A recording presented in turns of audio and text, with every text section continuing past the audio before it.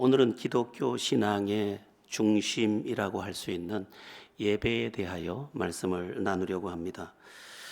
기독교 신앙에서의 예배는 한마디로 하나님과의 만남입니다. 창조주 그리고 세상 모든 것의 주인 되시는 그 창조주와 한낱 미물 같은 인간이 만나는 그 도킹의 시간, 그 시간이 예배의 시간입니다.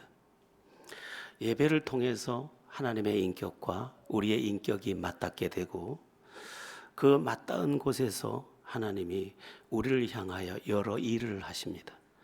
나무가 땅에 뿌리를 받고 있으면서 그 영양분을 빨아 꽃도 피우고 열매도 맺는 것처럼 우리가 하나님 안에 들어갈 때, 예배를 통하여 하나님 안에 들어갈 때 하나님은 여러 준비하셨던 은혜를 우리에게 순간 공급하시면서 우리가 세상을 이기게 하고 죄를 이기게 하고 또 못된 성품을 떠나게 하고 또 깨달음을 갖게 하고 그리고 영원한 나라를 바라볼 수 있는, 그리고 믿음의 은혜까지 주셔서 우리 이 땅의 승리자로 만들어 주십니다. 그러니까 우리의 예배는 단지 종교 행사나 예식이 아닙니다. 이 예배는 하나님께서 우리에게 허락하신 특별한 은총 가운데 그 아주 으뜸되는 것입니다. 그러므로 우리는 예배에 힘써야 합니다. 우리가 하루 종일 휴대전화를 쓰고 저녁이면 이렇게 케이블에 연결해서 다음날 완충된 그 기기를 들고 하루 또 여러 가지 업무를 보고 또 돌아와서 다시 연결을 하듯이 우리의 일주일의 삶에 지친 것들과 탈진한 것들을 주님과 예배를 통해서 충전하고 그러면서 모든 것을 할 수 있는 능력을 공급받게 되는 것입니다. 하나님께서 나무에게 땅을 주신 것처럼, 물고기에게 물을 주신 것처럼 우리에게 예배의 특권을 허락하셔서 이 예배 속에서 우리를 소성케 하고 계신 것입니다. 그래서 우리가 하나님 앞에 예배하는 것은 해도 되고 안 해도 되는 것이 아니라 이 예배 중에서 우리의 회복을 날마다 경험하는 은혜를 누려야 하는 것입니다. 그럼 예배가 뭘까? 예배라는 이 단어가 구약 성경에 세 단어로 쓰였고 신약 성경에도 세 단어로 쓰였고 영어에서도 두 단어 정도로 사용하고 있습니다. 그래서 중요한 것 한 가지씩만 말씀을 드려보겠습니다. 예배가 뭐냐? 구약 성경 히브리어에서는 아바드라는 단어를 썼습니다. 봉사하다, 섬기다 이런 의미가 있는데 우리가 하나님을 어떻게 섬길 수 있느냐? 예배를 통해서 섬길 수 있고 예배를 통해서 우리를 드릴 수 있는 것입니다. 그래서 예배를 기다리시는 하나님이신 것입니다. 하나님을 잘 섬기는 첫 번째 방법이 뭐냐? 예배자가 되는 것입니다. 온전한 예배자가 되는 것. 그때 우리는 하나님을 섬긴 자가 되는 것입니다. 또 헬라어로는 프로스키네오라는 단어를 쓰는데 입맞추다라는 의미를 갖고 있습니다. 우리가 예배를 통해서 하나님과 입맞춤하는 시간입니다. 세상은 지금 죄악과 입맞추고 있습니다. 그리고 하나님을 알지 못하기 때문에 우상과 입을 맞추고 있습니다. 더러움과 입 맞추고 있고 절망과 입 맞추고 있습니다. 그런데 우리는 주님을 믿는 그 믿음 안에서 하나님을 알게 됐고 하나님의 자녀가 되었으므로 아주 그 특권 안에서 그분과 입 맞추며 그분의 기이한 사랑 안으로 들어가게 되는 것입니다. 우리의 삶의 예배는 그래서 그 입맞춤 한 번으로 모든 것을 회복시켜줍니다. 또 영어로 예배를 나타내는 워십, 물론 서비스라는 단어도 있습니다만 워십은 뭐냐? 존경과 존귀를 받을 만한 가치가 있는 존재라는 의미입니다. 그러니까 내가 영광 돌려야 될 마땅한 대상, 그분을 향해 경배를 올려드리는 것, 그것이 예배입니다. 오늘 내가 어떤 삶의 평화를 얻었다, 위로를 얻었다, 승리를 얻었다. 그 모든 것이 하나님의 은혜입니다. 이것을 주신 분도 하나님입니다 하고 그분께 영광 올려드리는 모든 것이 예배 행위입니다. 중요한 것은 이러한 예배 속에 이미 앞에 말씀드렸지만 회복과 치유의 은혜가 있는가 하면 새 소망을 얻고 세상을 이길 능력과 또한 변화의 은총을 누릴 수 있게 된다는 것입니다. 그러니까 나를 사랑하는 아버지 되시는 창조주 하나님과 대면하면서 나의 전 존재가 새롭게 되는 것입니다.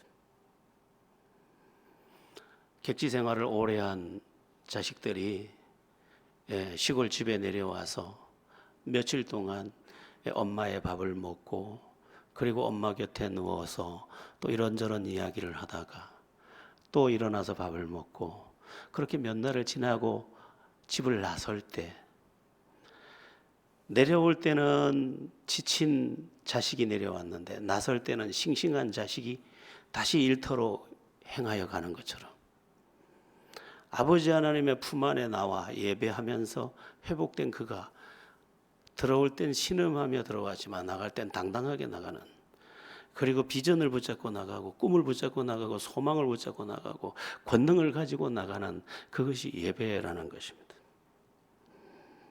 그러니까 세상과 전혀 다른 우리들인 것입니다. 우리에게는 예배라는 특권이 있습니다. 여러분, 고아들의 고통이 뭔지 아십니까? 안길 품이 없다는 것입니다. 위로받을 품이 없다는 거예요. 아무리 잘해도 아무리 점수를 많이 받아도 칭찬해 줄 대상도 없고 아무리 힘겨워도 위로해 줄 대상이 없습니다. 그래서 그 아들은 모든 날 동안 탈진을 하게 됩니다. 하나님 아버지가 없는 사람도 그와 같습니다. 예배의 대상이 없다. 살아계신 그 예배의 대상 속에서 나를 위로할 그가 없다. 나에게 새 힘을 줄 그가 없다. 나를 치유할 그가 없다. 나를 만질 그가 없다. 그는 지칠 수밖에 없는 것이고 그는 낙심의 나락으로 떨어질 수밖에 없고 점점 사나워질 수밖에 없는 것입니다. 이 세상이 왜 이렇게 지금 삭막하고 무섭습니까? 자신의 영혼이 안길 품이 없기 때문입니다. 누구도 자기를 알아주지 않고 남편 아내면서도 서로를 믿지 못하고, 그러니까 하나님의 사랑이 와서 그 안식을 얻고 나서야 두루 평안할 수 있었는데 그 안식이 없는 그는 두루 평안할 길이 없는 것입니다. 그런데 예수님을 믿어서 하나님의 자녀가 된 사람은 안길 품이 있는데 그 안길 품이 예배를 통한 하나님에 대한 회복인 것입니다.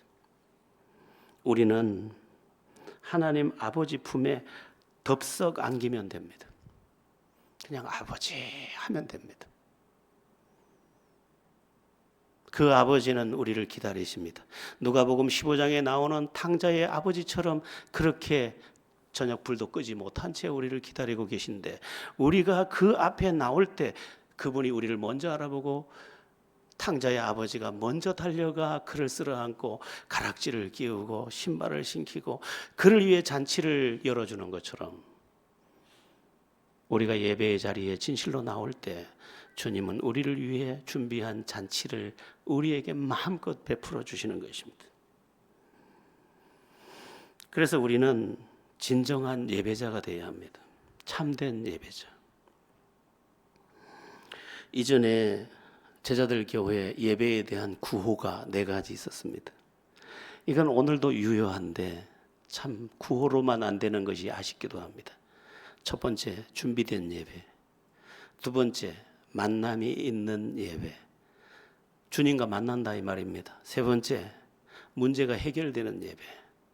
손가락이 짧아서 미안합니다. 잘 안 보여요? 네 번째, 사명이 발견되는 예배. 아, 난 이렇게 살아야 되는구나. 이것까지 가는 것입니다. 여러분, 그냥 교회 왔다 그냥 가면 안 됩니다.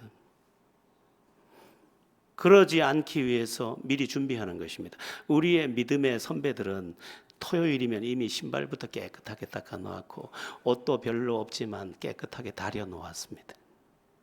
헌금도 미리 다림질을 해서 봉투에 넣어놓고 기다렸습니다. 그 설레는 마음이 항상 토요일을 예비일처럼 사용하면서, 그때는 말도 절제하고 내일 주님 앞에 갈 거니까.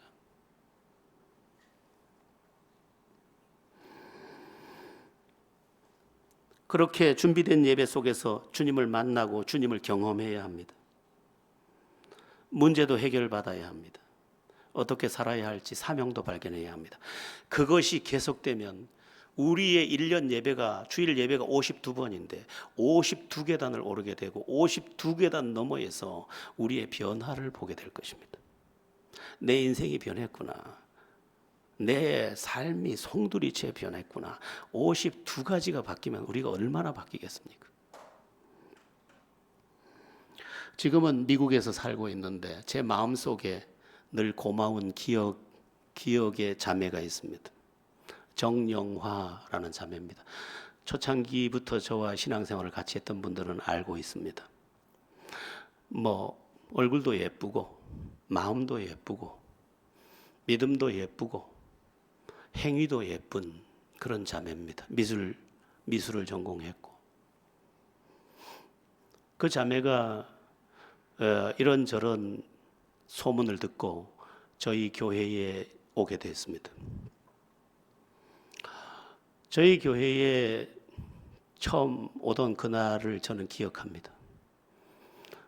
쪼리 신발을 신고 슬리퍼 쪼리를 신고 큰 선글라스를 끼고, 그리고 끝나시를 입고, 그리고 다리 한쪽을 꼬고 네 번째 줄에 앉아 있었습니다.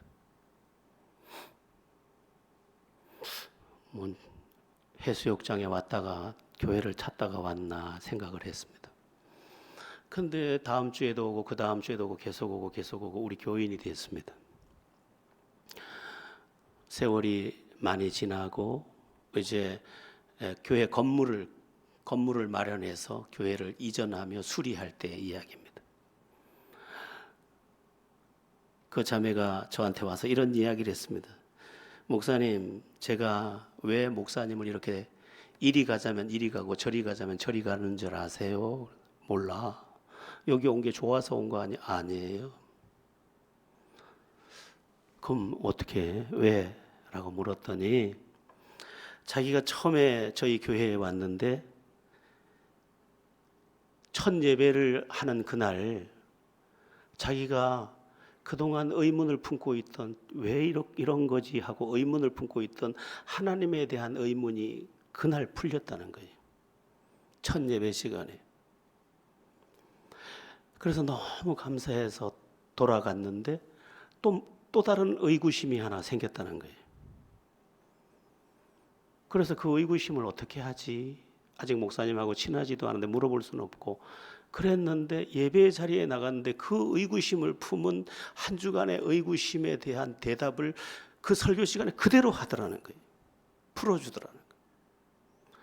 신비하네. 세 번째 주에 왔는데 그 주간에 또 자기가 이건 뭐지?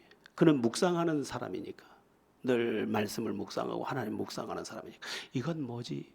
세 번째 주에도, 네 번째 주에도, 다섯 번째 주에도, 여섯 번째 주에도 6개월 동안 오는데 6개월 동안 계속 대답을, 설교를 통해서 계속 대답해 주더라는 거예요. 그래서 등록하게 됐고, 그래서 자기가 알게 된 게 두 가지가 생겼다는 것입니다. 하나는 하나님은 말씀을 통해 말씀하시는 하나님이시구나. 두 번째, 진학년 목사가 하나님의 사람이구나. 하나님의 사람이 아니라면 한 개인의 마음에 있는 그 의문을 어떻게 전해 듣고 그거를 그대로 말할 수 있을까? 그래서 목사님이 저쪽으로 이사 갈 거야 하면 그쪽으로 가고, 저쪽으로 갈 거야 하면 저쪽으로 가고, 그런 거예요. 그래?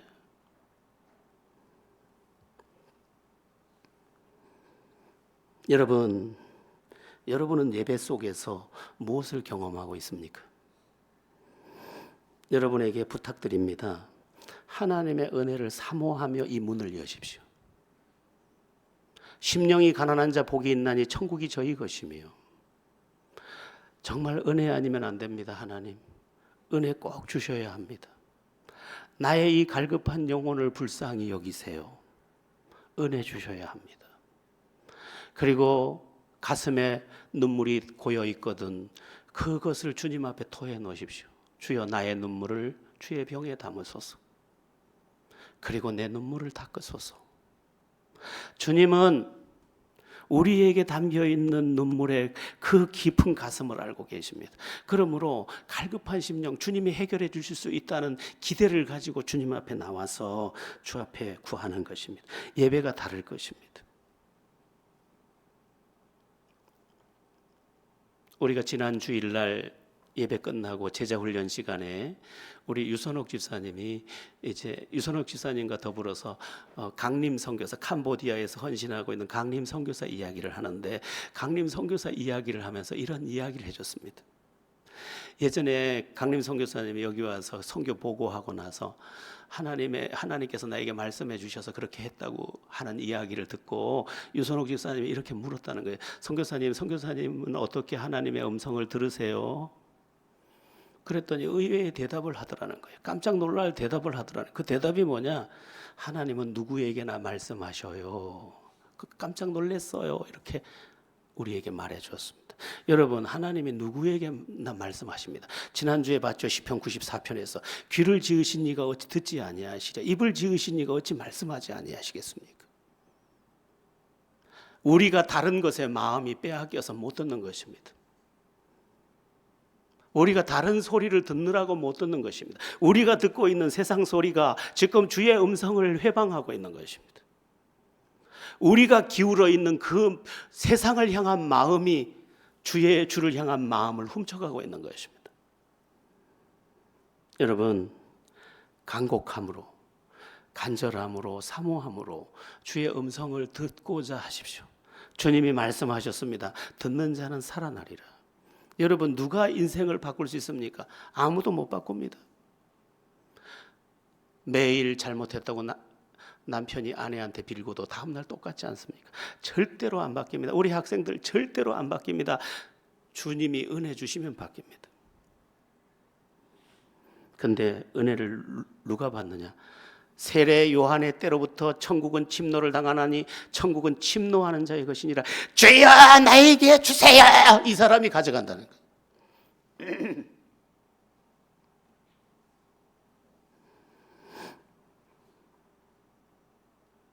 여러분, 마음과 귀를 한번 주님께로 향해 보십시오. 예전에 저희가 제성동에 있을 때 2층이 본 예배당이고 3층이 교육관이었습니다. 그 3층 교육관에서 아이들이 놀고 우리는 2층에서 예배를 합니다. 근데 우리는 아무도 못 들었지만 애기 엄마는 자기 아이의 울음소리를, 3층에서 나는 울음소리를 정확하게 듣고 뛰어 올라갔습니다. 왜 그럴까요? 귀가 아이를 향하여 있기 때문입니다. 여러분, 하나님이 말씀하지 않는 게 아니에요. 내 귀가 다른 방향으로 가 있기 때문이에요. 제가 그 아기 엄마를 뭐라 하는 게 아니에요. 그 귀가 정상이에요. 어떻게 사랑하는 자식이 지금 잘 노는지 걱정하지 않겠어요? 하나님에 대해서 마음을 열었다, 귀를 열었다, 삶을 열었다. 그는 하나님의 은혜 안에 들어갈 주인공입니다. 저는 시골 교회에서 신앙생활을 시작했습니다. 근데 저는 늘 간절했습니다. 얼마나 간절했는지 모릅니다. 주님, 나에게 말씀해 주셔야 합니다. 주님, 나에게 은혜 주셔야 합니다. 뭐 잘 모르지만 제 인생은 가을 낙엽처럼 이렇게 허무합니다. 내 인생의 해답이 되셔야 합니다. 그렇게 늘 갈급함으로 봄에는 봄 기도를 하고 여름이면 여름 기도를 하고 가을이면 가을 기도를 하고 그러면서 주님 앞에 나갔는데 한 번도 주님이 나를 안아주지 않은 적이 없습니다. 저는 예배의 축복을 너무도 많이 누린 사람입니다. 여러분, 설교에 집중하십시오. 그리고 마음을 다 성령을 의지해서 주를 향하십시오. 주께서 여러분에게 말씀하시고 은혜 주실 줄로 믿습니다. 오늘 본문 23절, 24절도 말씀합니다. 오늘 본문을 우리 다시 한번 합독해 보겠습니다. 아버지께 참되게 예배하는 자들은 영과 진리로 예배할 때가 오나니 곧 이때라. 아버지께서는 자기에게 이렇게 예배하는 자들을 찾으시느니라. 하나님은 영이시니 예배하는 자가 영과 진리로 예배할지니라. 예배하는 사람들이 이렇게 많은데 지금 수영로 교회는 막 가득 찼을 텐데, 전국 교회가 다 지금 가득 찼을 텐데 하나님은 예배하는 자가 누가 있나 하고 찾고 계시대. 아, 저기서 예배하는구나. 아, 저 사람 예배하네. 고를 만큼 작습니다.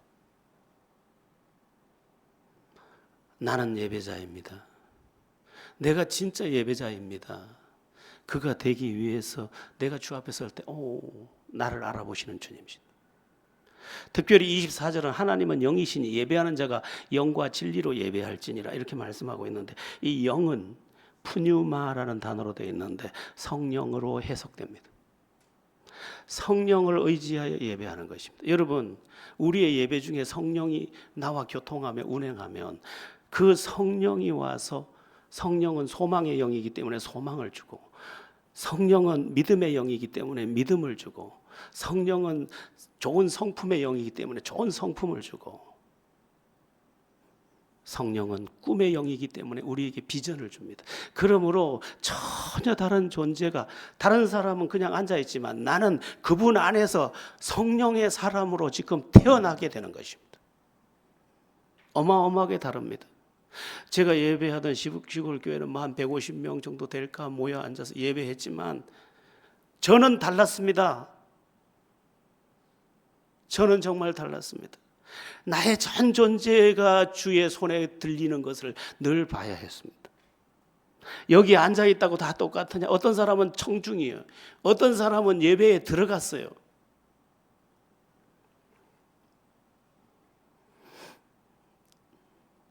그것뿐입니까? 성령이 운행하는 예배는 나를 회개하게 해서 돌이키게 하고, 망하는 길로만 계속 가던 고집투성이 내가 돌아서서 복된 길로 돌아서게 하기 때문에 그날로 나는 새 인생이 또 되는 것입니다.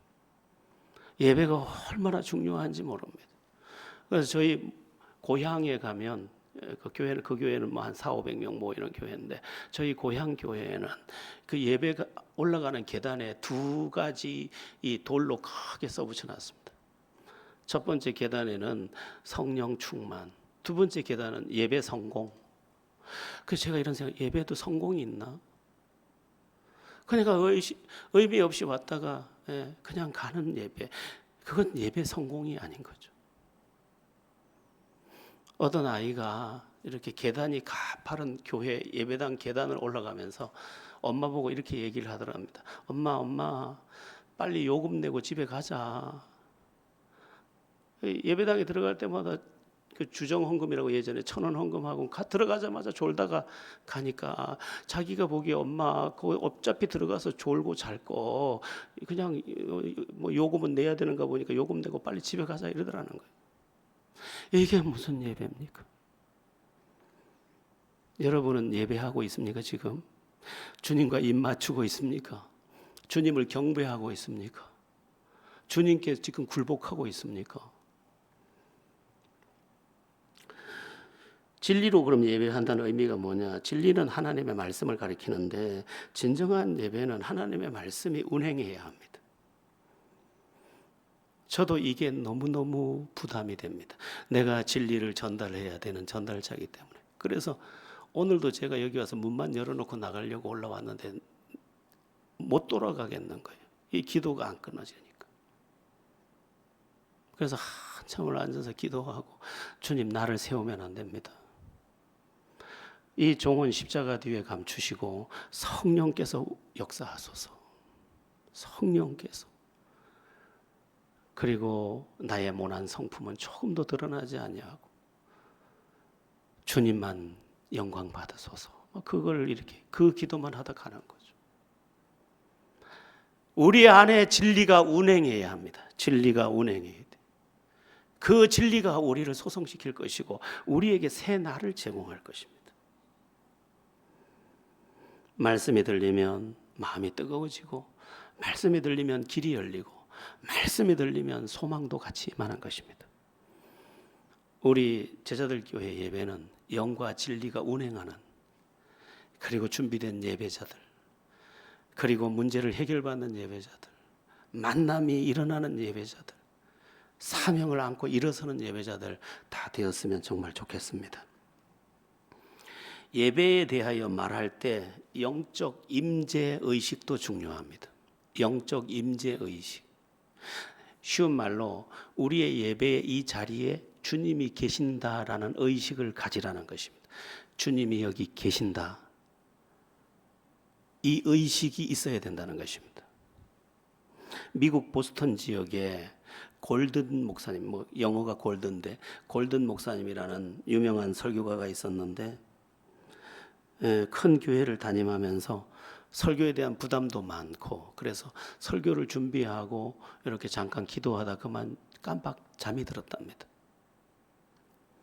깜빡 잠이 들었는데 꿈속에서 어떤 장면을 목격하냐 하면, 자기 교회 예배당에 성도들이 꽉 차 있는데 저쪽 한 중간쯤에 30대쯤 보이는 어떤 젊은이가 앉아서 자기를 바라보는데 너무도 눈길이 가서 계속 보게 되더라는 거예요.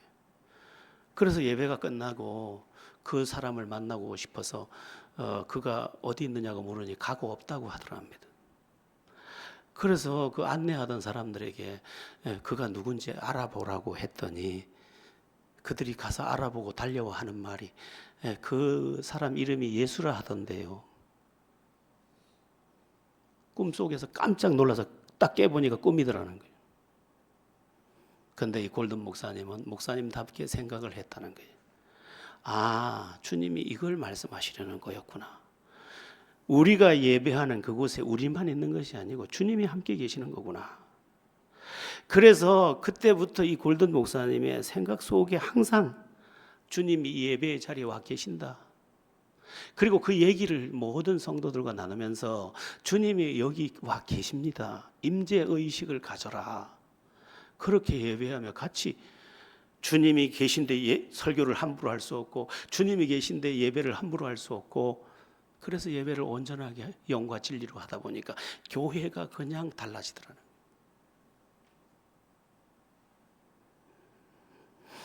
두세 사람이 내 이름으로 모인 곳에 나도 그들 중에 있겠노라. 틀림없이 주께서 말씀하셨습니다. 그러니까 주님이 여기 계신다. 그냥 목사 인상 보고 표정 보고 그거 다 그만하시고 주님이 여기 함께 계신다. 우리 목사님이 부족하지만 저 목사를 통해서 말씀하신다. 그리고 성령은 운행하신다. 이런 의식을 가지고 주님 앞에서 행하는 그런 은혜가 있어야 할 줄로 믿습니다. 예배자가 기억해야 될 또 중요한 말씀이 한 가지 더 있습니다. 히브리서 11장 6절인데요. 우리 히브리서 11장 6절 합독해 봅니다. 믿음이 없이는 하나님을 기쁘시게 하지 못하나니 하나님께 나아가는 자는 반드시 그가 계신 것과 또한 그가 자기를 찾는 자들에게 상 주시는 이심을 믿어야 할지니라. 예배자들은 하나님이 살아계시다는 사실을 먼저 믿어야 하고, 또 하나님 앞에 나온 이 일에 대하여 상 주실 것을 믿어야 한다는 것입니다. 여러분, 주님이 살아계십니다. 그 증거는 지난 2000년 역사 속에 빼곡하여서 히브리서 12장에 가면 구름같이 허다한 증인이 있다고 말하고 있습니다. 저도 그 증인이니까, 역사 속의 증인은 수없이 많고 여러분 가운데 절반도 증인이니까 이 증거는 빼곡합니다. 구름이 빼곡한 것보다 더 빼곡합니다. 하나님 살아계심을 믿고, 또한 하나님 앞에 나와 예배할 때 하나님이 상 주실 것을 믿어야 합니다. 상이 뭘까요? 기도에 대한 응답일 수도 있고, 병고침의 치유일 수도 있고, 또한 진리를 가르치고 이 내 인생에 해답을 주는 해답일 수도 있고, 틀림없이 처방을 가지고 우리에게 무언가를 베푸실 것을 믿고 나와야 하는 것입니다. 오늘 무엇을 주실 겁니까? 오늘 무엇을 준비하셨을까? 자식들이 오면 주려고 준비하는 그 부모님보다 더 고운 보자기로 싸서 우리를 기다리시는 주님을 기대해야 하는 것입니다. 예배는 그냥 하는 거 아닙니다. 예배는 믿음으로 하는 것입니다. 그 감옥 생활에서 찬송 생활로라는 책이 있습니다. 멀린 캐로더스 목사님이라는 분이 쓰신 책인데, 그가 이제 예수님을 만나는 장면, 그리고 은혜를 받고 변화되는 장면을 그 책에 써 놓았습니다.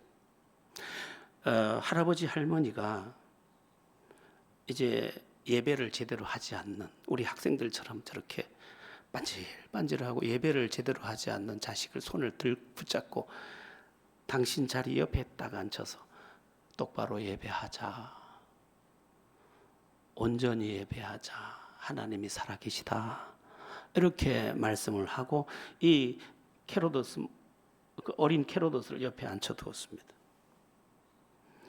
이제 우리 최건우 장로님이 찬양을 인도하듯이 아름다운 찬양이 시작되고 찬양을 하는데, 갑자기 캐로도스의 귀에 한 음성이 들려왔습니다. 이런 음성이었습니다. 오늘 네가 나를 반드시 믿어야 한다. 깜짝 놀라서 뒤를 돌아보니까 아무도 자기 근처에 없고, 자기 할아버지 할머니도 자기를 보지 않고 앞을 보고 있고,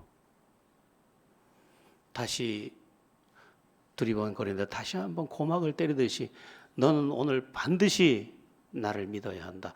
그렇지 않으면 늦어질 것이다. 이 음성을 듣게 됩니다. 캐로도스가 사방을 두리번거리다가 갑자기 벌떡 일어나며 고백하게 됩니다. 하나님이다. 하나님이다. 3살, 4살, 5살, 6살, 7살, 8살, 9살 청소년 그날이 될 때까지 그냥 어쩔 수 없이 엄마 아빠 때문에, 할아버지 할머니 때문에 다녔던 그 예배의 자리에서 주의 음성을 들은 것입니다. 그리고 이 캐로도스가 그 자리에서 고백을 큰 소리로 외쳐 합니다. 예, 하나님, 오늘 제가 하나님을 믿습니다. 그리고 하나님이 원하시는 대로 순종하겠습니다. 그리고 그 고백 속에 믿음의 삶을 살았고, 그 믿음의 삶 속에서 수많은 하나님 살아계신 증거를 가지고 글을 쓴 것이 감옥 생활에서 찬송 생활로라는 책입니다. 예, 여러분이 예스24나 들어가면 살 수 있습니다. 제가 오늘 아침에도 검색해 보니까 그대로 물건이 있습니다. 여러분, 예배는 종교 행사가 아닙니다. 예배는 우리와 하나님이 만나는, 감히 창조주와 피조물이 만나는 상상할 수 없는 하나님이 허락한 특별한 사건의 장입니다. 이곳에서 수없이 많은 새 생명들이 태어났고, 이 예배의 현장에서 수없이 많은 사람이 변화됐으며, 이 예배의 현장에서 기적의 고백자들이 수없이 일어났습니다. 그러므로 우리도 예배를 온전히 이루어야 합니다. 지금은 쉽게 하지 못하는 말이 있습니다. 예전에는 아주 교회마다 쉽게 하던 말인데 아주 중요한 말입니다. 그 말이 뭐냐면 예배에 목숨을 걸어라. 들어보셨습니까? 과거에 우리는 제가 처음 믿던 시대, 이건 상식이었습니다. 예배에 목숨을 걸어라. 저도 사업을 하고 있었는데 예배에 목숨을 걸려고 해보니까 이게 쉽지가 않았습니다. 내가 2가지를 잘 못하는구나. 그럼 1가지만 해야 되는데 뭘 할까? 평생 예배할 수 있는 거는 목회자가 되면 뭐 예배는 안 할 수가 없으니까. 그것이 길을 결정한 한 부분이기도 합니다. 그리고 예배를 아는 그날부터 저는 이 시간까지 공예배를 한 번도 빠져보지 못했습니다. 목사 되기 전에도. 왜? 어떤 은혜를 준비하셨을지 상상할 수 없기 때문에 한 번도 안 빠졌습니다.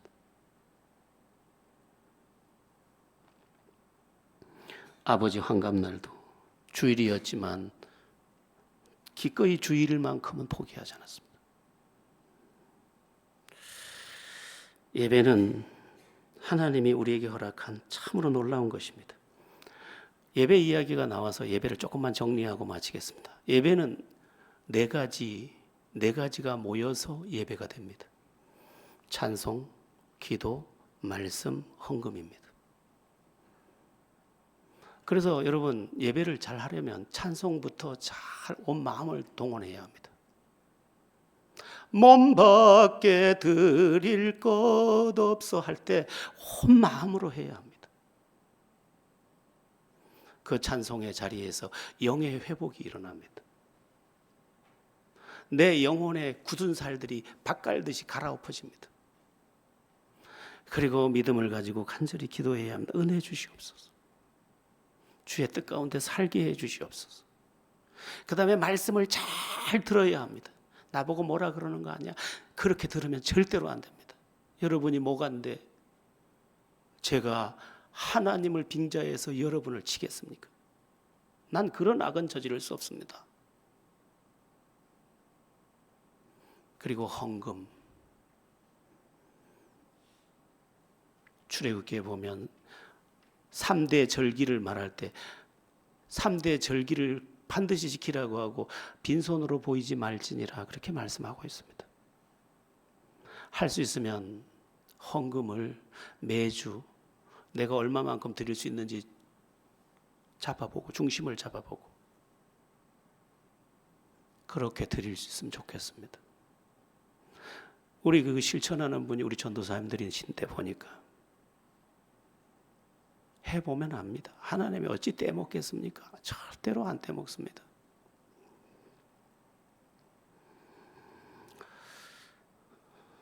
저는 우리 전도사님들과 더불어서 성도들의 신앙과 다음 세대들에 대한 그 신앙 교육에 정말 마음을 많이 쏟고 고심하며 기도했습니다. 그러다가 답을 하나 찾았습니다. 10월달 어느 주간부터 시작할 것입니다. 뭐냐? 가정예배입니다. 가정예배. 한 주일을 계산해 봤습니다. 하루는 24시간 곱하기 7, 168시간. 168시간 중에 우리가 교회에서 예배나 교육을 통해 노출되는 말씀의 시간은 고작 2시간, 3시간. 어떤 사람은 1시간. 167시간이 세상과 잇대어 있습니다. 그 누가 있어 이 죄악된 세상을 이길 수 있겠습니까? 어떤 놀라운 사람이 그 자녀들을 책임져 내릴 수 있겠습니까? 그런데 엄마들은, 아빠들은 집에서 함께 아이들과 말씀을 나누며 예배할 수 있습니다.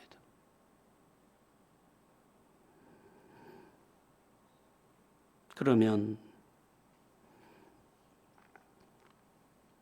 교회에서 받은 은혜와 엄마가 인도하는 예배, 아빠가 인도하는 예배, 자식이 인도하는 예배, 그것 속에서 우리는 함께 주님의 은혜를 공유하게 될 것입니다. 역사상 가장 위대한 기독교 시대는 청교도 시대입니다. 1603년부터 300년간. 은혜가 영국을 중심하여 유럽에 강같이 흘러 넘쳤습니다. 그런데 그 시대의 대표적인 영적 사역을 찾아라. 그러면 한 가지, 가정 예배입니다. 온 가정들이 다 예배했습니다.